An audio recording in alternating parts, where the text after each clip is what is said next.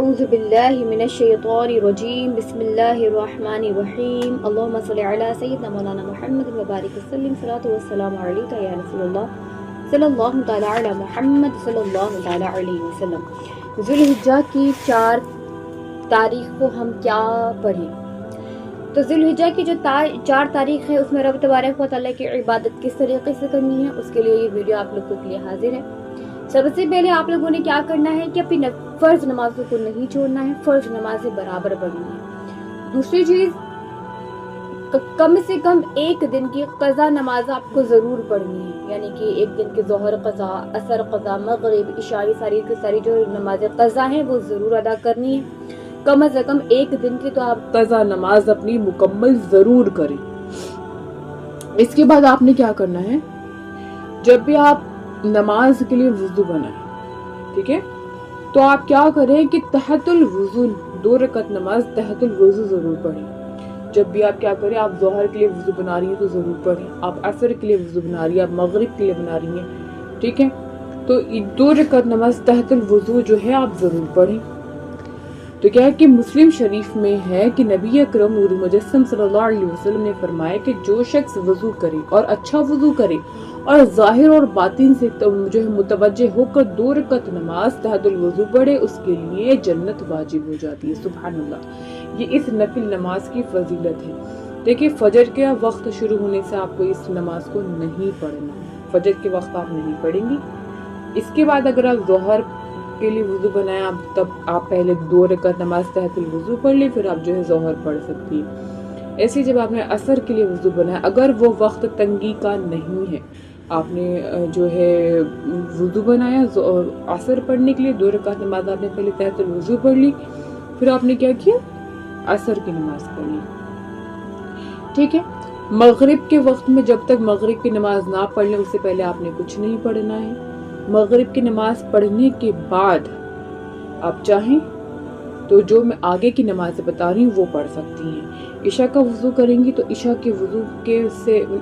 کی نماز پڑھنے سے پہلے 2 رکعت نماز آپ نے تحت الوضو پڑھ لینی ہے، پھر آپ نے عشاء کی نماز پڑھ لینی ہے۔ خلاصہ یہ ہے کہ اگر آپ فجر میں وضو کریں گی تو فجر میں نہیں پڑھیں گی، آپ مغرب میں وضو کریں گے تو آپ مغرب میں نہیں پڑھیں گی۔ دوسری چیز، آپ کو نماز اشراق پڑھنی ہے۔ نماز اشراق کیا ہے کہ ترمذی شریف میں ہے کہ حضور اقدس صلی اللہ علیہ وسلم نے فرمایا کہ جو فجر نماز جماعت سے پڑھ کر خدا کا ذکر کرتا رہے یہاں تک کہ سورج بلند ہو جائے، پھر 2 رکعت نماز اشراق پڑھے تو اس کے لیے پورے حج اور عمرے کا ثواب ملے گا۔ سبحان اللہ، سبحان اللہ۔ یہ جو مہینہ ہے یہ حج کا مہینہ ہے، یہ بہترین مہینہ ہے۔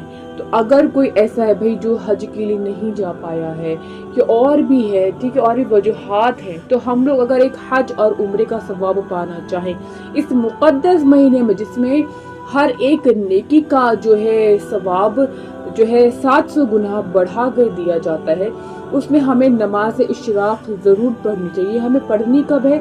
ہم جب صبح فجر پڑھیں، فجر کی نماز پڑھنے کے بعد ہم جا نماز پر بیٹھے ہوئے ہیں، کیونکہ اب عورتیں تو مسجد جاتی نہیں ہیں، تو جا نماز سے بیٹھے ہوئے یہاں تک کہ ہم لوگ رب تبارک و تعالیٰ کا ذکر کر رہے ہیں، ذکر کریں اور پھر سورج بلند ہو گیا، یہاں تک کہ یعنی کہ فجر کا وقت ختم ہو گیا، ٹھیک ہے۔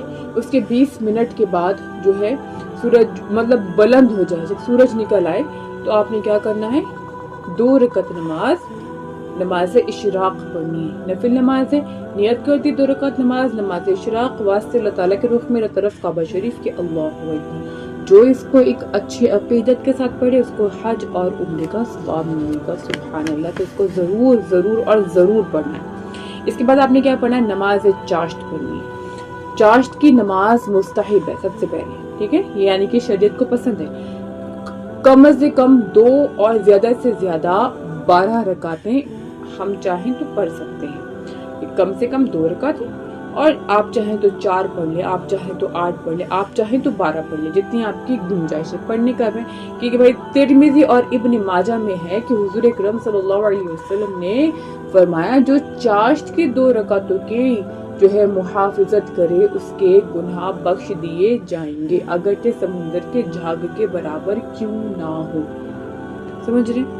چاشت کی نماز ہے، یعنی کہ کوئی کتنا بھی بڑا گنہگار کیوں نہ ہو، اس کے جو گناہ ہے وہ سمندر کے جھاگ کے برابر کیوں نہ ہو، اگر وہ 2 رکعت نماز چاشت پڑھ لے اور عقیدت سے، اور اس میں یہی نیت بھی ہے کہ مجھ سے جو بھی گناہ ہوئے رب تبارک و تعالیٰ معاف کرے، تو وہ یہ 2 رکعت نماز جو ہے ضرور پڑھے۔ یہ بھی کب ہوگا؟ جب دھوپ ہو، ٹھیک ہے؟ آپ چاہے تو 10 بجے پڑھ سکتی ہیں، آپ چاہے تو 11 بجے پڑھ سکتی ہیں، لیکن وہ مکروہ وقت نہ آ جائے، جس وقت میں کوئی بھی چیز پڑھنے کی اجازت نہیں ہوتی وہ وقت نہ آ جائے۔ ہاں دھوپ پھیلی ہو، آپ جو ہے 10 بجے پڑھ لیں، تو اس طریقے سے آپ 2 رکعت نماز چاشت جو ہے پڑھ سکتی ہیں۔ نیت بھی ایسے ہی کر سکتی ہیں، نیت کرتے 2 رکعت نماز چاشت، واسطے اللہ تعالیٰ کے رخ میرے طرف کعبہ شریف کے، اللہ اکبر، ٹھیک ہے؟ تو یہ جو ہے میں نے کچھ نفل نمازیں آپ لوگوں کو ذی الحجہ کی 4 تاریخ کو، یعنی کہ جو اب 4 تاریخ لگ گئی ہے، اس میں آپ نے پڑھنی ہے۔ نماز تہجد ضرور پڑھنی ہے، اگر آپ سو چکی ہیں پھر آپ بیدار ہوتی تو نماز تہجد بھی ضرور پڑھیں، کیونکہ نماز تہجد کی بھی بہت زیادہ کیا ہے، فضیلت ہے۔ ہم اس کے لیے جو ہے فضیلت بھی سن لیتے ہیں۔ یہ دیکھو، تہجد کی نماز کا وقت عشاء کی نماز کے بعد سو کر اٹھے اس وقت سے طلوع صبح صادق تک ہے۔ تہجد کی نماز کم از کم 2 رکعتیں ہیں، اور حضور اکرم صلی اللہ علیہ وسلم سے 8 رکعتوں تک کیا ہے، ثابت ہے۔ حدیث شریف میں ہے کہ اس نماز کی بڑی فضیلت آئی ہے۔ انسان اور ابن ماجہ، یعنی کہ نسائی اور ابن ماجہ، یہ بکس کی نیم ہے، نسائی اور ابن ماجہ نے اپنی سنن میں روایت کی کہ حضور اکرم صلی اللہ علیہ وسلم نے فرمایا کہ جو شخص رات میں بیدار ہو اور اپنے اہل کو جگائے، پھر 2 رکعت نماز کیا پڑھے، یہ تہجد کی پڑھے، تو کثرت سے یاد کرنے والوں میں لکھ دیا جائے گا، یعنی کہ جو رب تبارک و تعالیٰ اس لسٹ میں اس بندے کو ایڈ کر لے گا جو رب تبارک و تعالیٰ کثرت سے جو ہے بندوں کو یاد کرتا ہوں۔ تو یہ اس کی کیا ہے، ایک فضیلت ہے، ایسی اس کی تمام بہت ساری فضیلتیں جو ہیں وارد ہیں۔ تو میں نے جو آپ کو بتایا ہے یہ آپ کو ضرور پڑھنی ہے۔ اسی حساب سے آپ کو کیا پڑھنا ہے، آپ کو 1011 مرتبہ لا الہ الا اللہ الحمدللہ اللہ اکبر، یا پھر لا الہ الا اللہ اللہ اکبر الحمدللہ، یہ آپ کو پڑھنا ہے 1011 مرتبہ۔ اب پورے دن میں کبھی بھی جب آپ کو فرصت ہو آپ اس کو پڑھیں گی، ٹھیک ہے؟ آپ کام کریں، کام کرتے کرتے پڑھیں، یا آپ کو جیسا صحیح لگے ویسے کریں۔ امید کرتی ہوں کہ آپ کو یہ بات سمجھ میں آئی ہوگی۔ ویڈیو کو جتنا چاہے اتنا شیئر کریں، دعائے خیر میں یاد رکھیے گا۔ السلام علیکم ورحمۃ اللہ وبرکاتہ۔